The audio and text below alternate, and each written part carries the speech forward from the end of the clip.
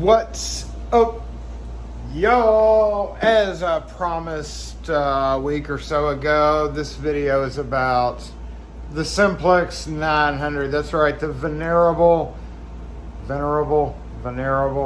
Simplex 900, the dinosaur of push button locks, the OG, one of the OGs of push button locks. Now, I've got the two boxes out. This is actually the locks that were taken off of the building where I replaced them. These aren't too expensive. There are, in the Simplex world, there are repair parts, especially for the 1000s that use the 1, 2, 3, 4, 5. But the Simplex 9000s are Roman numeral based. Let's see, 1 through 5. So you do have to know your Roman numerals at least up until 5. Both of these have distinct problems that I want to take a look at in later videos. But this video is actually going to be about just installing one of these and probably handing it. I've got a wood thing set up over here. I'm going to throw this on the door. There are a couple of little issues. It only takes a couple of small holes with some pilot holes, of course. But the frame, I'm not going to be able to really show you the frame because I don't have a frame to install it on. But the frame, the strike installation on the frame is one of the bigger problems on wood doors because you do have to chisel out quite a bit to make it work. The other problem that you often run into is making this guy sit in the bracket when you're putting it on the door. So, like I said, in this video, we're gonna just take a look at number one, field reversing it, because these, the new ones that come in with the latch bevel facing the other way. So on this particular door, this had to be flipped around so that it would work for an outswing door. So I'm gonna show you how to do that. And then we're gonna get a drill, put it in, and then later on, we're gonna take, in a different video, we're gonna take the combination chamber out, probably both of these, to see what's going on with them and why I decided to go ahead and replace them aside from the price point. These are actually pretty dang affordable, especially when they're used on multi-tenant housing units, which is pretty common. The only problem with these nowadays is they're not easy to open. They don't really fall within code because to get these open, you have this little bitty tiny lever right here, and that's all it has to get out the door. And of course, nowadays you want a push bar, you want better egress control than just that little toggle, because it's probably not really great with ADA laws and all that. However, there are still uses for these guys out there, and especially when you have to get a new one to replace one that was on the door before where they're grandfathered in to using it. So without further ado, we're just going to take this out of the box. It comes like this. This is actually, I'll show you this one too. There's two of them here. One of them is the old one, and that's the ugly yellow color. You can tell how worn out that is. So this one, the number 5 stopped working on, and that's one of the things that I want to see. This one, no matter what, the code, nothing you do, the code just works. You can just open it no matter what. Typically, that means the combination chamber is frozen in a state of a 0 setting, but it doesn't work when you type like 1 and then try to turn it. So I don't know what's going on with this combination chamber. Both of these are at least 10 years old. Luckily, the combination chambers on all Simplexes usually will give you a date if you can't read that sticker. So what we're going to do here is we're going to go ahead and flip this latch around to put it back like it was in the box, and to show you how to do that in case you have the door where it requires it to be flipped the other way. And then we're going to put it back together. We're going to drill and put it on a wood prep that I have over here just to show you how to do that. And then again, next video, we're going to take the combination chambers out and see if we can tell. I've taken them apart many times over the years, and there's a lot of little small parts and gears and rotating slider mechanisms and all that on these older style that are just kind of hard to really deduce what exactly is wrong with it. Like, you can't, it's just kind of hard to tell. But we're going to try regardless to see if we can figure it out. I know both combination chambers are bad. Whenever one number or more just stops reacting totally, that's always a combination chamber problem. And almost always you really can't fix it. So you just have to replace it. And again, the combination chamber for these are replaceable. These very easily may have been able to be brought back to life with a replacement combination chamber. But there's a lot of other stuff that, you know, with 10 plus years of wear on it, given the price point, it's just better to just replace the whole thing, which is what we did. So we have these two. And then later on during this whole thing, I'm going to give both of these away in two separate things. One probably during a live, and then one at the end of one of these videos. So let's get started with handing the Simplex 900 and installing it, minus the strike portion of it, because I really don't have a frame here I can put it in. So yeah, here we go. So when you get these new, we're going to use this one since the this combo doesn't work at all, but we're going to use this one to install. In the case of it coming out of the box, like I said, the latch faces the other way. This one has already been handed, just like I had to hand the new ones that came in. But we're going to show you how to do that. I'm going to flip it back the right way so that I can just show you that process, and then we'll go put it on the door. Also, what comes in the box is the faceplate, and a bag of screws, which I don't have because I used them, but we're just going to use fake screws, you know, in the meantime. One strike plate for metal doors, and then another strike plate for wood doors. And you can see what I mean. This is kind of a honking big strike, so a lot of this has to be chiseled out on a typical residential frame. That's really one of the worst parts of this whole deal. But in the meantime, let's go ahead and get this latch flipped over. And you've got, of course, your instruction manual. You've got, of course, your how to change the combination. So in the most recent ones now, we'll flip this out. As of about maybe 7 or 8 years ago, they changed the combination chamber so you don't see how it says cover removal is no longer required and should never be removed for lost code retrieval. Cover never should be removed. So you don't have to pop the cover off like you used to back in the day.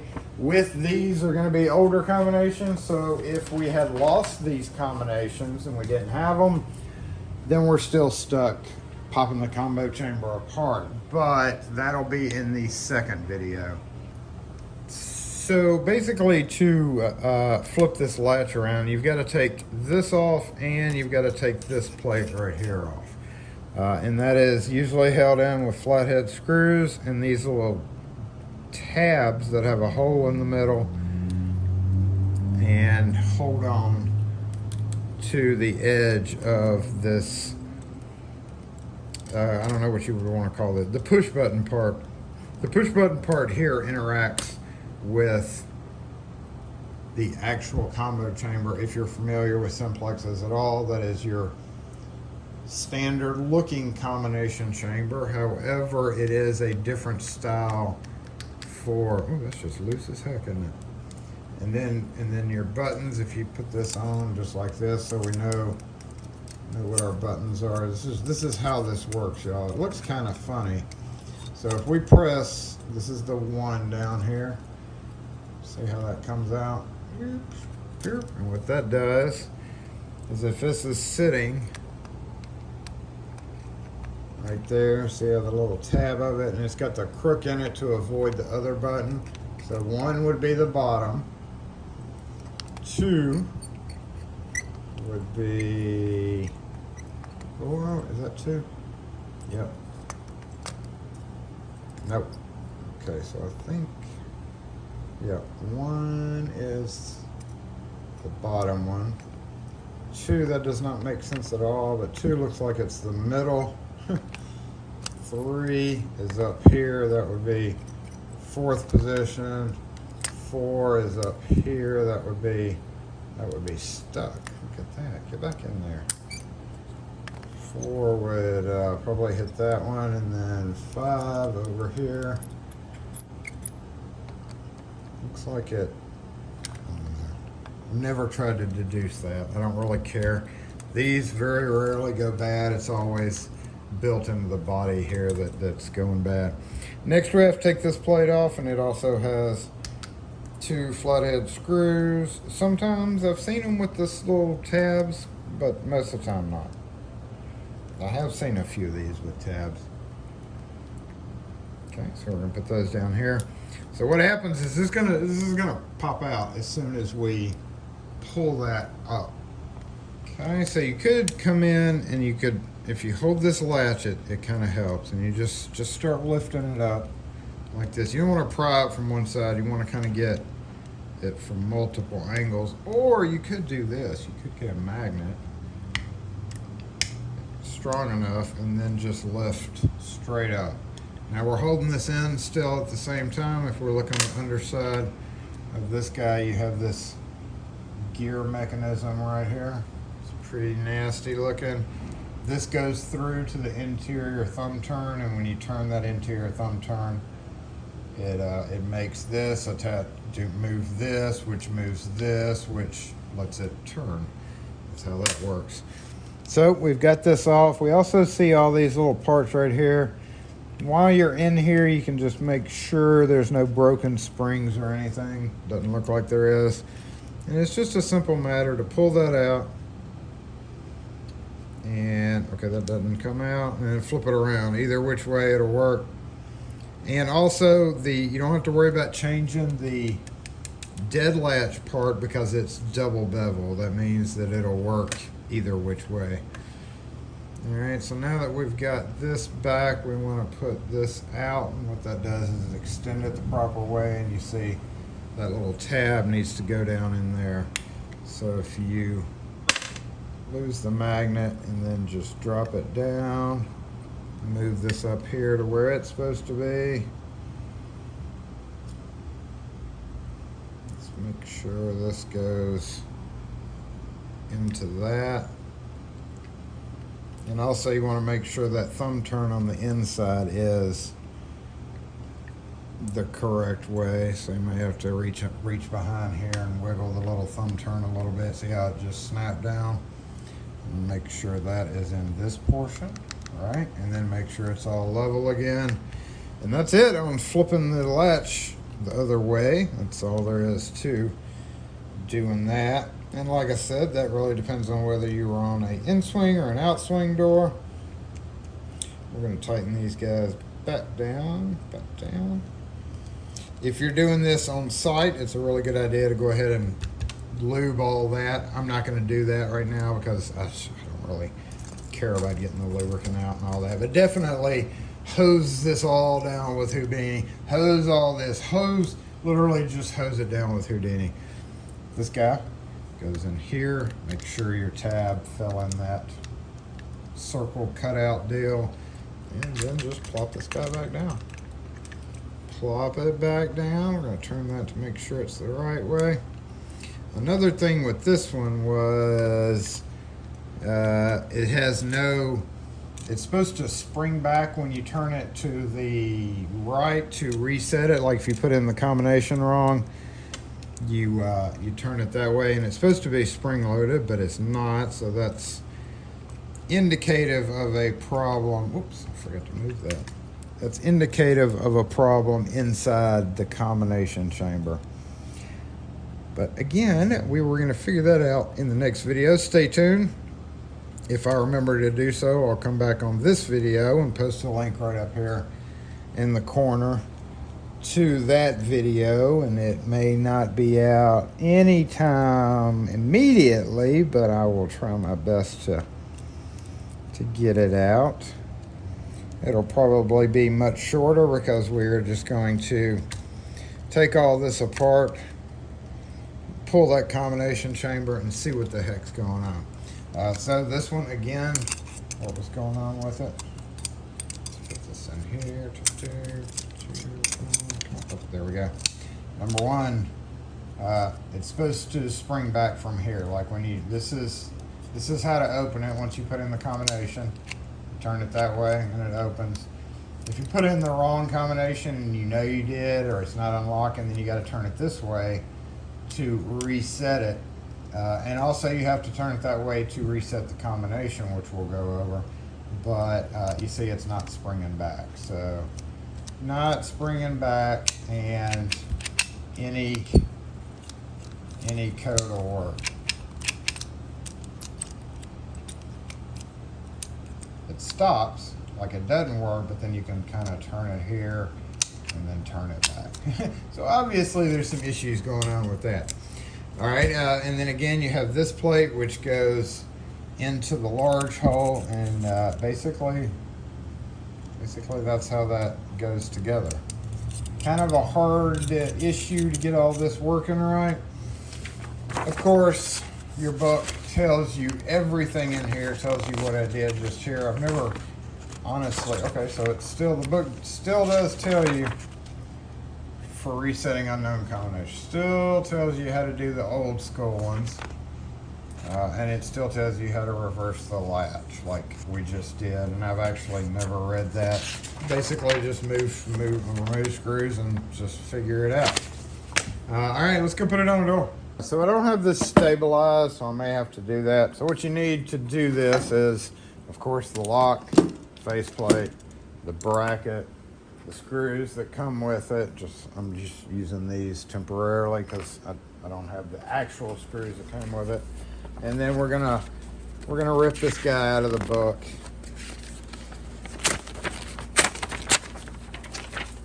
And on, let's just say this is get back. Let's just say, so you always have these lines that you have to fold it on. I will note before we get started that this is just a piece of solid wood. One of the great things about these is it doesn't have to be 1 3/4 inch. It's designed for 1 3/4 doors. But you could use it on an 1 3/8. You could actually use it like on a 1 inch. You may have to cut this part to make that actually go down further. But I've seen this used as custom solutions on certain doors. So if we read the directions, we're going to fold along at the dash line for an outswinging door, or if you're using a riser plate on an inswinging door. And then we're going to fold along the solid line right there with no riser plate for in-swinging door. So you set 2 for directions.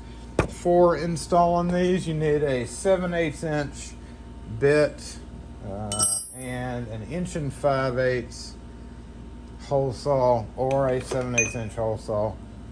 It's a little bit harder to find, and we're using this. Peter Fox, thank you again for that. Even though I hate those things. And you know I hate those things. So what we're doing here, we're going to pretend like this is the outside of the door and it swings out like that. So in that case, no, we're going to pretend it swings in because I switched it to swing in. So when the door closes, like this will be on here, swoop, and it snaps in to the strike plate. So what I'm going to do is go ahead, fold this along the line, and you can see actually it does stick up. Inside plate, no riser plate, so it's going to be an in-swing door, so I want to do it along the solid line, which means that it does kind of hang over. And I'm not, sometimes it's not a great idea to be overly confident, so we need it this way. So left-hand door, we're swinging in. Hinges are on the right, so we need it for the top of right-hand door. So actually, we're going to have to flip this guy around, or we can just flip this around like that. There. Slow down, bro. All right, so we're going to start our prep from the inside. Right-hand door, the big hole with the top, smaller hole on top. So this is what we're going to do. This is for a key override. I very rarely see any kind of key override on these. That's kind of crazy, but we're going to go ahead and fold along the line here. Does that look good? Does that look good? That's all I'm doing this through the camera, so get a nice good crease. Another thing you might want to watch out for is bevel doors. Bevel doors are always troublesome. At this point, I'm doing it inside. So I want to, how was I doing this? Yeah, I was doing this over here. So this is the inside of the door. On the outside, it would swing out. So let's just go ahead and bring this closer and drop it down just a bit, and then we'll mark our holes. I can actually go ahead and mark the holes here. We've got it done just like that. Some people like using tape to hold this up, that's a very good idea, because you go and you punch one hole and your thing like shifts a little bit, but I'm not gonna do that. I'm just gonna punch.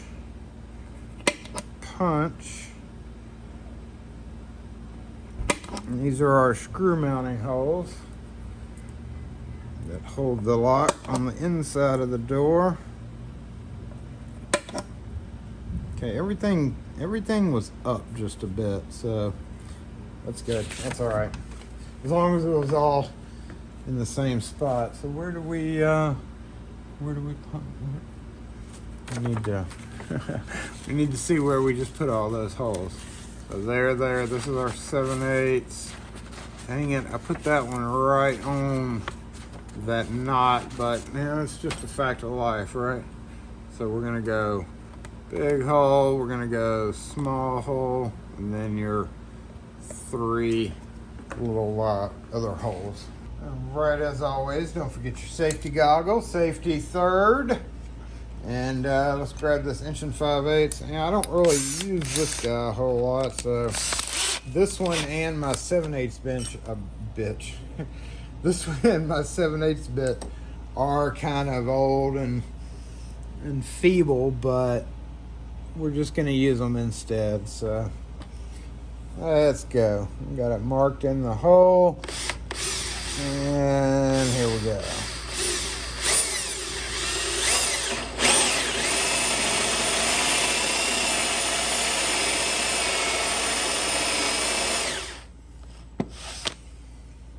All right, at this point, I'm just going to let you know I'm going to fast forward it. This is not door material. This is literally, treated wood. So this is actually going to take me a little bit longer to drill through. Number one, because my bit's dull. Number two, because it's not really door material. It's literally just treated wood. So I'm going to speed this part up.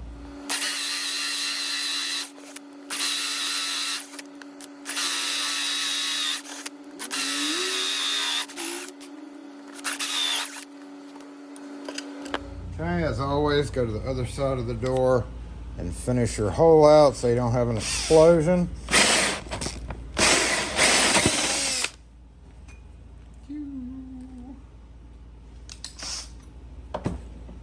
Okay, this bit started getting hot again. That's because it was not really door material. All right, so next we're going to do our little flip turn hole. That's slightly above it there. So let's see how dull this bit is. Where'd you go? You right here? Yep. Looks like you. Yeah, it's not too dull.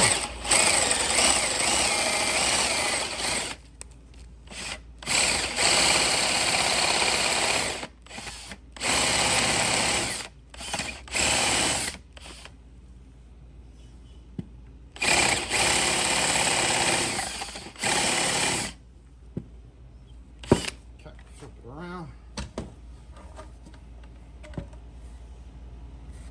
Came out right there.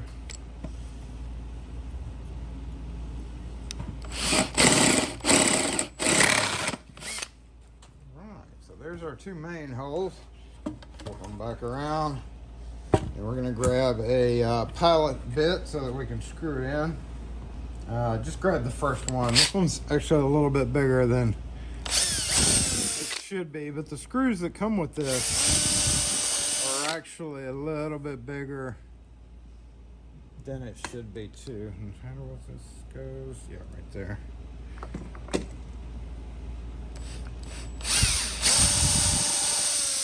So this size bit may be the perfect one for the actual factory screws that come with it. All right, again, flip it back around, and we need to install our faceplate. So this really is what this slides into. If you can see the little notch right there. So this is how that goes. It's ideally you want it to go like right over that notch, so that means it has to be put just like this. So we're gonna go ahead and drill it, and not all the way up, but a little bit down. So we're gonna put that, we're kind of eyeballing this guy too. Let me move the camera. Okay, and before we do that, we can actually fit this and see what I mean. So, you know, the holes, it's got a little bit of a slack issue there. So what happens is this guy needs to come in, and you can actually just hold this up and do this very same thing that I'm doing here.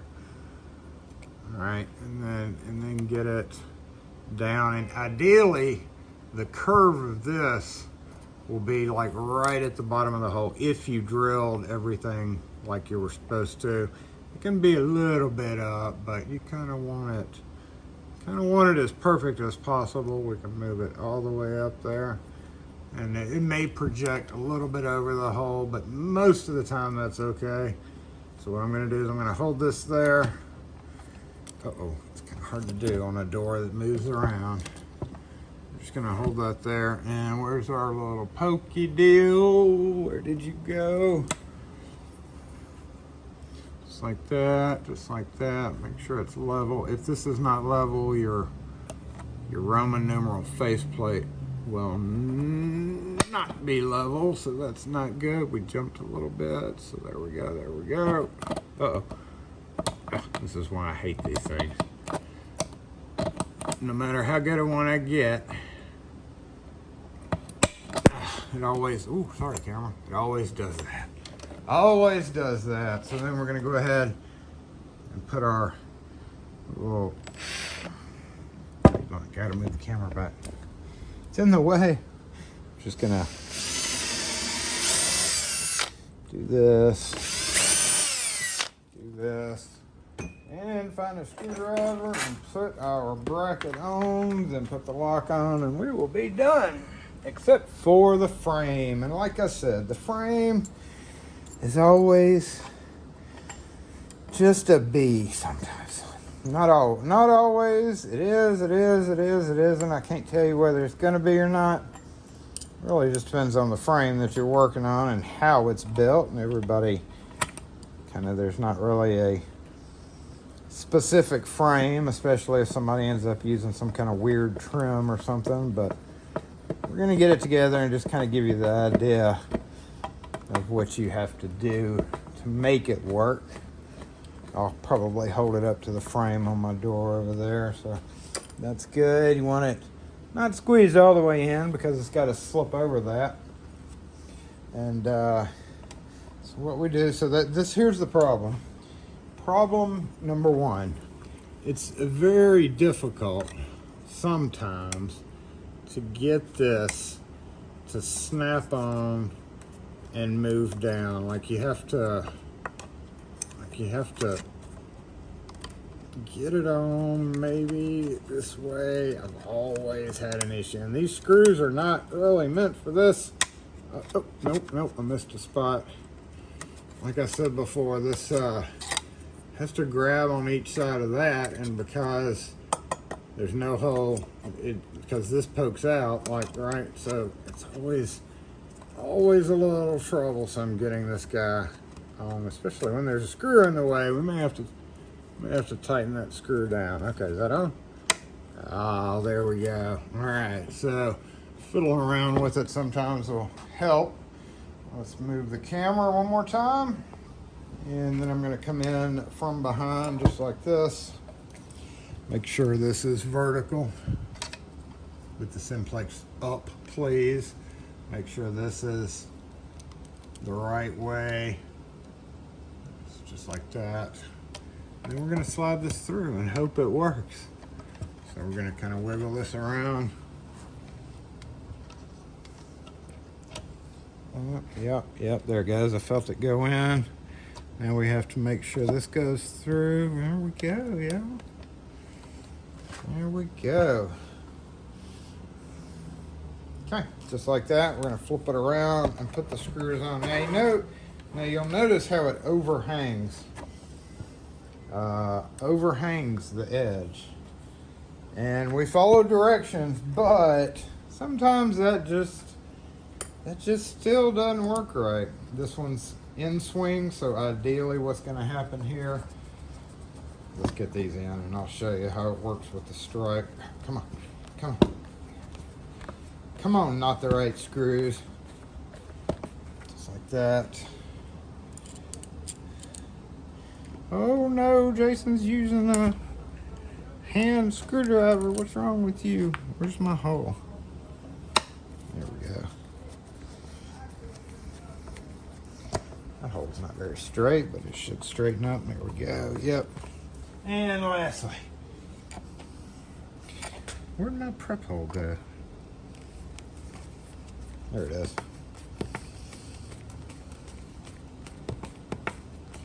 Oh, I don't think that's my prep hole.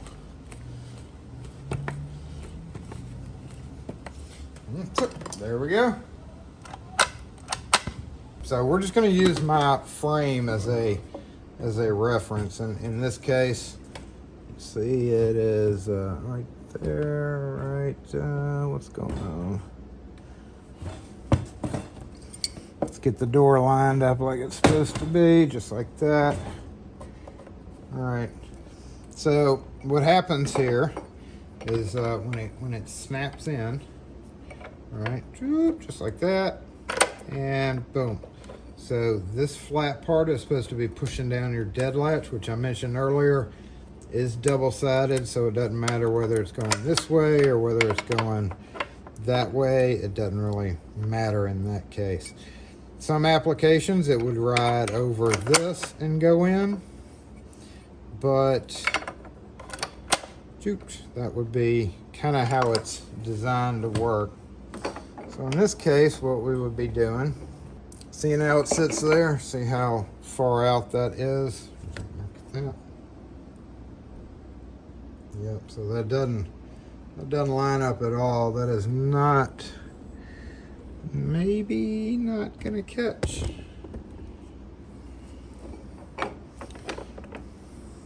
No. So what happens is you have to come in here, you have to cut out, and you also have to do it deeper. On a lot of doors that are tighter, you actually have to mortise in this part as well. So what I do in that case is I will get it marked for the center, like it's supposed to be. Mark.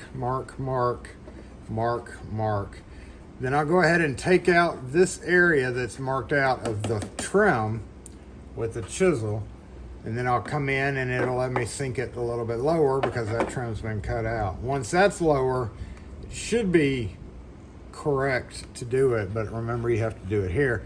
So if the door was tight and you had to recess it like this, where you had to trim out and mortise in it on this side, you'd mortise this part in, and then it would fall further down. So most of the time you do have to cut a little bit more out. Putting the strike in properly without causing a whole lot of damage, you need sharp chisels or a multi-tool. Some people like them nowadays, the little vibrator tool that does that. That would actually be a good application for one of those. I don't put these in enough anymore to use that. When these were popular, there was no such thing. But yeah, that's the only downfall to that, is just such a large chunk has to come out. Once you do that, it's permanent. You're always stuck with that lock. And lastly, in the case of a metal frame, you have this guy that would be designed to go, you know, kind of just like that. Same theory. Door closes, it snaps in, you cut your hole in the metal frame, and or you don't use a strike at all. If it's a metal frame, they already have rounded things. You obviously, if you have a super tight metal door, even though this is pretty thin, sometimes even that wouldn't work. Of course, this may be sitting back a little bit further depending on which line we put that on, but yeah, just cut your hole, and there you go. That's it.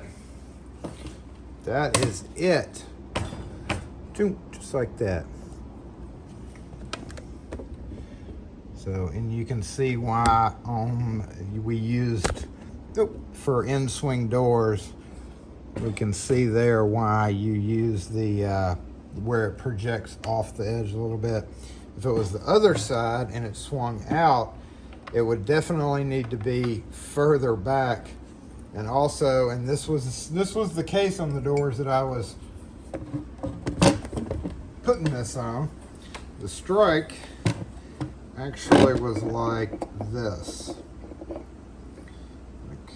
Like this, it wasn't this kind of frame, it was just a narrow, it was hard to describe. I didn't even get a picture of it, but long story short, outswing door, the bevel, of course, would be facing the other way like we had it.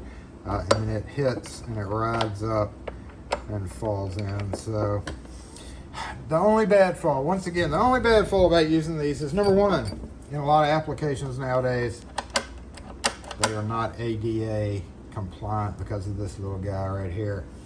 Other bad thing is you can't have, you know, the same number. You know, you can't use 4 twice, so you can't have a combo saying 4, 4, because once you push it, it's gone. However, the one good thing about it is you can do 2 numbers at the same time, just like the factory combo would be 2, 4, 3, and it works.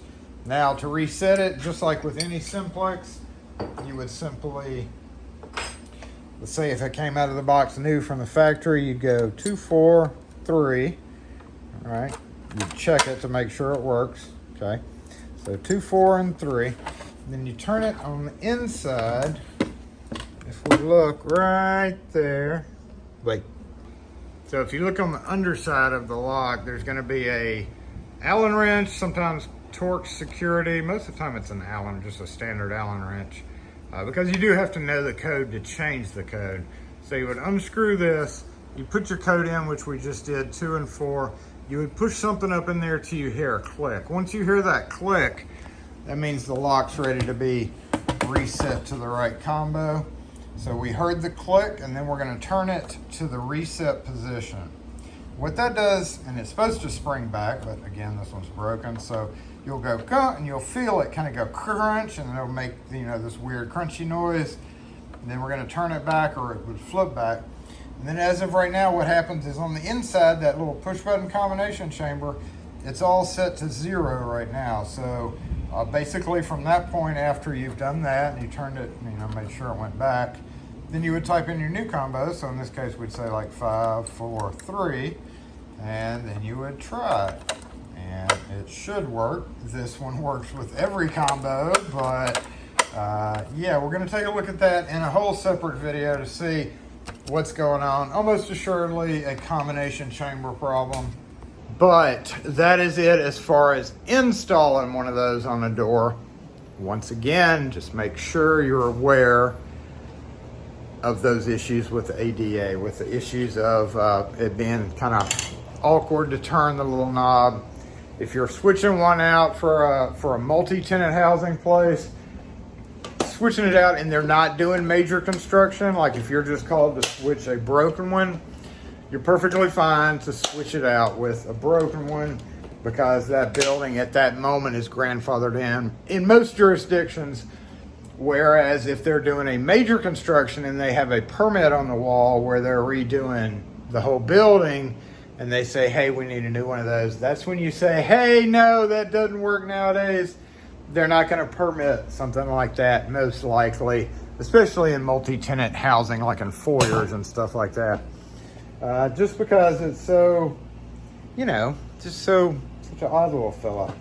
It's a great little fellow. They do last a long time. But anyway, stay tuned for me to take apart one of those guys. Make sure and hit that like button if you want to see me take a combination chamber apart and try to figure out why that one works with everything. You want to try to figure out why that one works with why the 5 is broken. We may really never know even after we do that. But it's worth a check to see what's inside the 900 other than what I just showed you. And like I said, I'm going to be giving one of these away. So right now in the comments section, just say you would be interested. I would be interested. And then whatever else you want to say. But if you want to win one of the 2 somewhat non-functioning, it would be functioning. You can buy a combination chamber and put it in, or you could even reset that old guy to a number other than 5 and install it on your own door if you want to. I do only, however, have one bracket. I may be able to scrape up another bracket for you. It's around here somewhere. I'll try to find it. But in the meantime, I'm interested. Comment if you're interested in winning one of these. I'm going to try to get this video uploaded today or tomorrow, which is like midweek, and then we're going to do a draw maybe on Saturday Morning Live Season 3, Episode 31, for the winner of one of them, and then the other one will just sit around and we'll take them apart, and you may end up getting a lock. You may end up getting the lock with a bunch of parts and pieces, and you can figure out how to get it back together. Anyway, thanks for watching, y'all. If you have any other questions or comments besides wanting a chance to grab one of those. Also, it does weigh under 4 pounds, so this is open to international. If you're interested, post a comment in the comment section saying I'm interested. Do me a favor, though, so that I can sort them a little bit easier. If you have 2 things to say, like if you're interested in winning one, put I'm interested. And then if you just have a general comment or general questions, can you do that like in a separate comment? And make sure you're subscribed. Make sure and hit that like button so that I'm encouraged to keep doing videos like this and encouraged to keep having to clean up the floor for videos like this. Thanks for watching, y'all. We'll catch y'all next video.